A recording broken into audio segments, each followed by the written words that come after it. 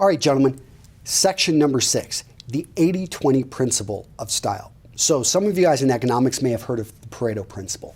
And the big point here is that some things matter a lot more than others. And oftentimes, our efforts do not always equal the results. Sometimes we can focus in just a little bit on something that seems small and it will yield a huge return. Other times, we'll focus in and put a lot of effort and we'll get a very small return.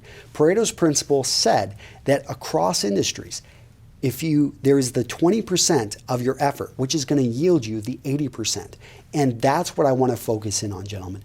There are things in style, which if you focus on these first, you're going to get the huge returns. The biggest mistake I see men make, and let me be clear about this, gentlemen, the biggest mistake I see men make is they oftentimes focus in on the wrong things.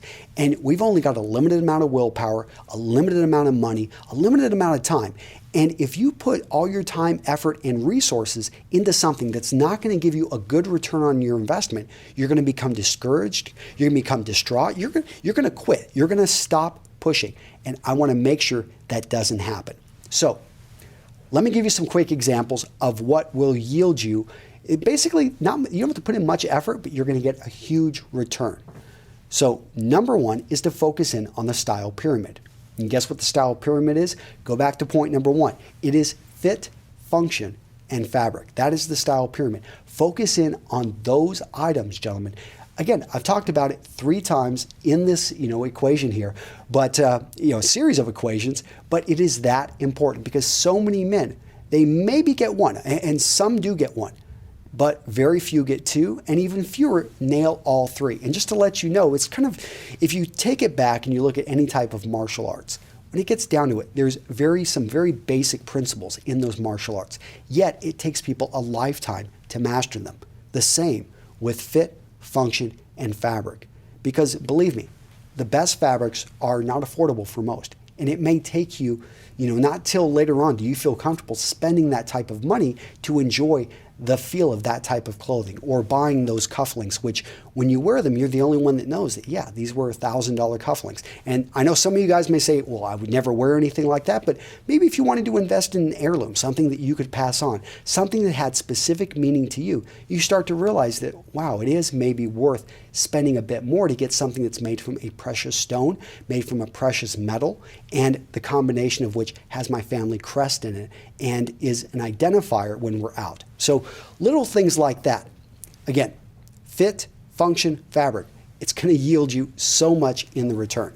So other things, focusing on the core wardrobe. So many people go out there and they start buying this, that. They basically go out there and they don't even know what they're doing. So imagine if you went to work and if you basically let your email tell you what you're going to do.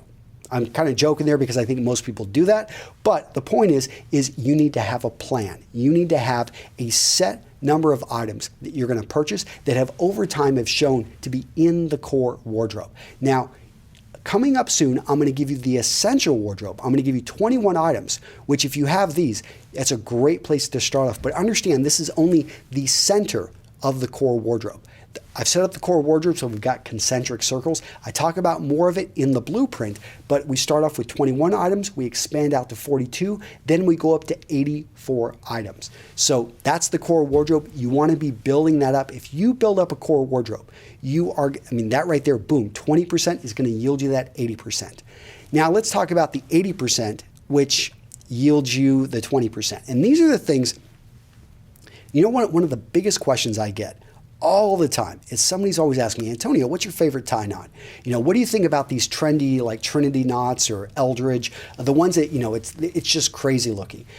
They focus in on those minute details, which they have no real return on investment. Yes, you may get a couple compliments, you may have fun with it, but if you're wearing that and you're wearing clothing which doesn't fit you, you've missed the whole point. You're actually wearing a costume, and people may compliment you on the knot, but they're looking at the fit of your clothing and possibly consciously they're saying it doesn't fit, but most likely subconsciously they're thinking there's just something off. He's wearing a suit, but it's more like it's wearing him. Gentlemen, don't focus in on that. Other people get focused in on trends. They're saying, hey, I see that, skinny lapels are in or skinny ties are in.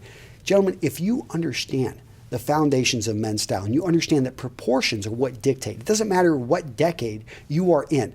You understand that there are certain things that work with your body type. And if you, again, we're getting back to fit. Notice, so avoid, don't chase those trends. Don't chase, whimsical winds of fashion. Focus in on what's going to yield you a big return. All right, that was section number 6. And we talked about the 80-20 principle of style. The big thing with the 80-20 principle, gentlemen, is that some things are more important than others. Focus in on the items which are going to give you the biggest return on investment.